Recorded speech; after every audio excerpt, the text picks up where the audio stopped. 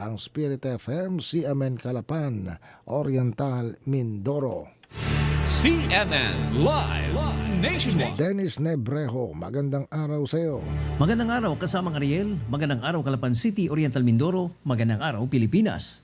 Nagkaisa at ipinagmamalaki ng kapulisan ng Marinduque ang mga kababaihan sa paglunsad ng National Women's Month 2026 celebration na ginanap sa Camp Colonel Maximo Abad sa bayan ng Buwak, Kamakailan.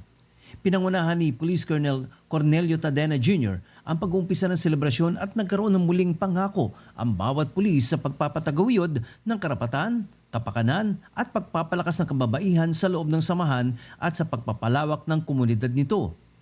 Naging panauhing pandangal ang Pangulo ng Marinduque North Rotary Club na si Sheila Wilhelm sa nasabing paglulunsad na ang tema ngayong taon ay We for Gender Equality and Inclusive Society at Lead Like the Babaylan's Filipinas, a tribute to the strength, resilience, and leadership of Filipino women throughout the history.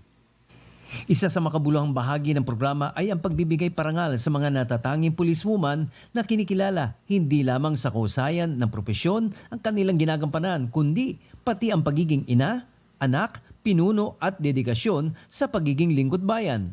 Ang kanilang paglilingkod ay sumisimbolo rin ng katapangan, maawain na ginagabayan ng lakas at integridad. Sa pamamagitan din nito, ang Marinduque Police Provincial Office ay nangangako sa kanilang katapatan kasama ang pagiging magalang at pagpapalakas ng samahan na kung saan kinikilala ang mga kababaihan at ang kanilang kahalagahan at pagbibigay ng patas na oportunidad upang mamuno at maglingkod sa bayan. At yan kasamang Ariel ang ating may ulat sa oras na to.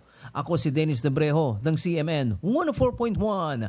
CMN Calapan City nagulat ng live para sa CMN Pilipinas. CNN Live Nationwide. Maraming salamat, Dennis Nebrejo. Mula po sa himpilan ng DCSB, ang Spirit FM, CMN Calapan, Oriental, Mindoro.